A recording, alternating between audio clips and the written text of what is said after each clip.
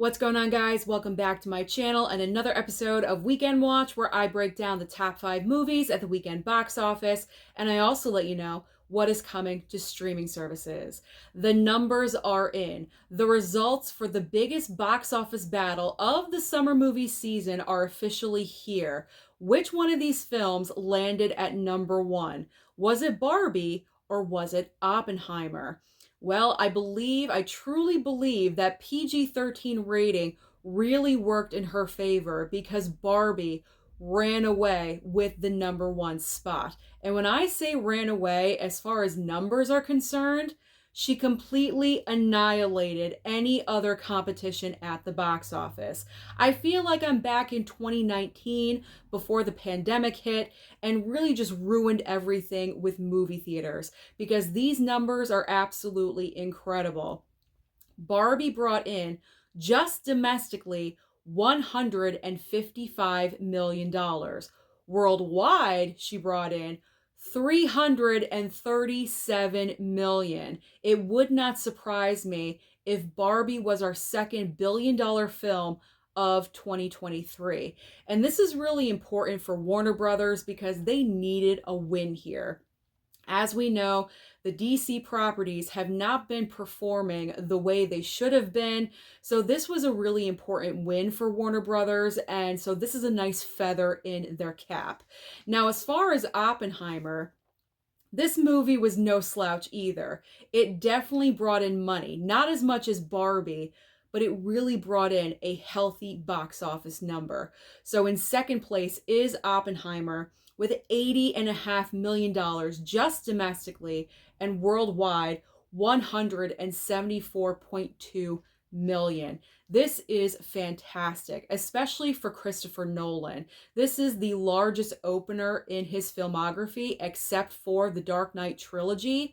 And also, this is the largest R-rated film since 2019's Joker. So these are really important numbers, and I'm really hoping that Hollywood pays attention because both of these are original material films. They are not sequels. They are not part of a franchise.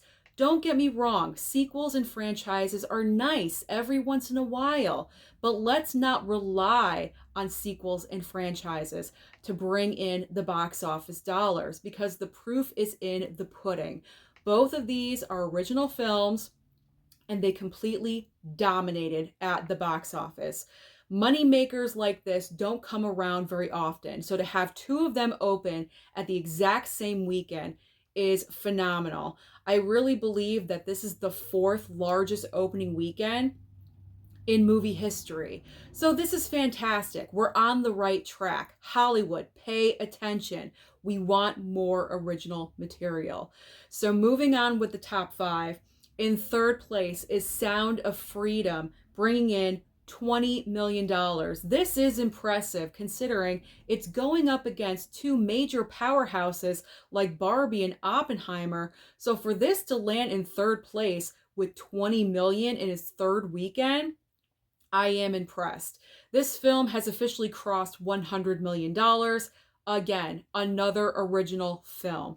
In fourth and fifth place is Mission Impossible in fourth place with 19.5 million. So almost at the same level as Sound of Freedom. And I'm really hoping that the longevity will continue to work in Mission Impossible's favor. I know a lot of people are saying it's a failure. It's not going to make money. But I'm hopeful. I'm hopeful for the longevity because, like I mentioned before, August is not full of moneymakers. Barbie, Oppenheimer, now Sound of Freedom, and also Mission Impossible, those that are the top 4 moneymakers right now. And I really truly believe that these films will ride all the way through the rest of the summer.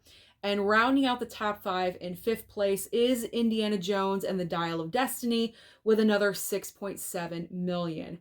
So what is new at the box office this coming weekend? Possibly to give competition to Barbie and Oppenheimer? I'm not really sure. Probably not, because one of them is Haunted Mansion from Disney and also a new horror film, Talk to Me, I believe from A24.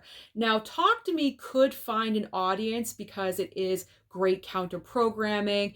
It's in the horror genre. Horror films have been doing well at the box office this past year of 2023. So it wouldn't surprise me if this movie made money. I'm not sure how much though, because with such huge numbers with Barbie and Oppenheimer, like I said, those films are just going to ride through the rest of August. But I do believe, because it is counter programming, it could possibly pull in some heavy numbers, especially if you've already seen Barbie and Oppenheimer and you want to watch something else. Now, as far as Haunted Mansion goes, I do not have any expectations for this film whatsoever, and that's based on the fact that this is a Disney film. There is a huge boycott against Disney right now, especially after the very harsh comments said by Bob Iger concerning the SAG strike. So I do not believe in Haunted Mansion at all whatsoever. Maybe a $10 million opening, $10, $15 million. That's what I'm expecting. Barbie and Oppenheimer are on top of the world right now, and that's where they're going to stay for a while. So, like I said, I am not expecting anything when it comes to Haunted Mansion. I truly believe this will be a failure. Who knows? I could be wrong. I never want a movie to be a failure, but I'm a realist. When it comes to the box office, I'm realistic. And with everything happening with Disney, everyone not really liking Disney anyway, and then on top of everything else, nothing is really working in this movie's favor. Plus, you have a Halloween film or a spooky season film opening at the end of July.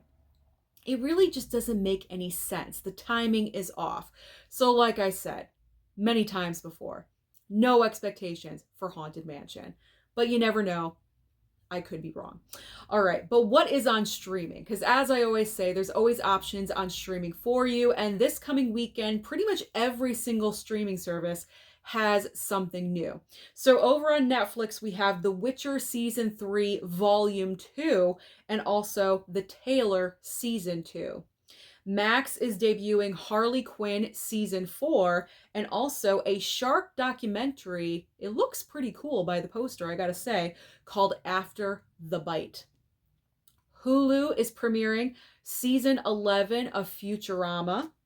Disney Plus is dropping The Slumber Party. Amazon Prime is premiering Knock at the Cabin, M. Night Shyamalan's newest movie. We also have Twisted Metal Season 1 over on Peacock.